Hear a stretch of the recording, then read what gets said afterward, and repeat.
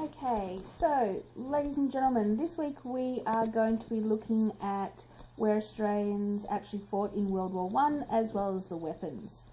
So there is some general information there that's quite helpful as to where we actually fought, so read through that.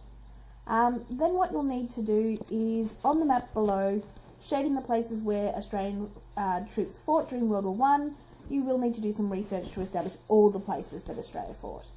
Now, you only need to shade it. You don't need to name them, you just shade it. So, if you're, tech savvy, you can do it online. However, I'd recommend actually printing it off and doing it that way. So, if you go down, you'll see these 4 boxes here.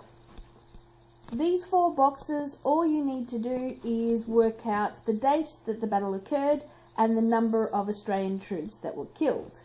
You will also need to work out where they are located, and all you need to do is put a cross on those places. That's it. Alright, so you don't need to name it, you just put a cross. So you're colouring in the various places where Australian troops fought during World War One, and then you're also doing the date and number of Australians killed during these battles, because they're pretty big in Australian history. So, that's what you need to do with the map. That's it. I recommend printing it off and then taking a photo of the finished product. Then what you need to do is use the QR codes. For those people who are tech savvy, you'll know how to do this already. In fact, I'm pretty sure most of you know how to do this more than I do.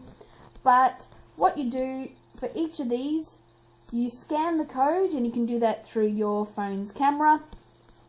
And then you just write 2 or 3 pieces of information about each of the weapons that come up. So you've got the airplane, artillery, battleship, flamethrower, the machine gun, the tank, and then that is pretty much it. I have checked all of them. Well, I made all of them, so I do know that they work. Please make sure that it's 2-3 dot points. It's not hard. Right, so just get those done as well.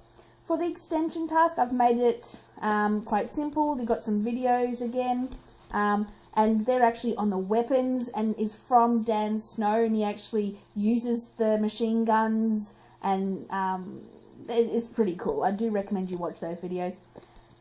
Once again, that's optional. The second optional task is a creative one, and I sort of figured you might be missing some sort of creative element because, well, most of the other tasks tend to be written. You could actually make your own periscope, and it's pretty easy to do. I've even given you the template. You'll need to actually make it, and I'll see if I can make that smaller for you. Alright, so, oops, too far. Never works out when I want it to. Alright, so, you'll cut out this template. I would recommend put it on thicker card, and you need to glue the mirror here and there. My advice would be to find one of those cheap mirrors in the $2 shops, the little compact mirrors. They're the best and most affordable ways to do this. It is pretty easy, but it's up to you. Once again, it's optional, but I thought I'd give you a creative task this week if you wanted to. Alright, if you have any questions, don't hesitate to ask. Have a good week. Bye.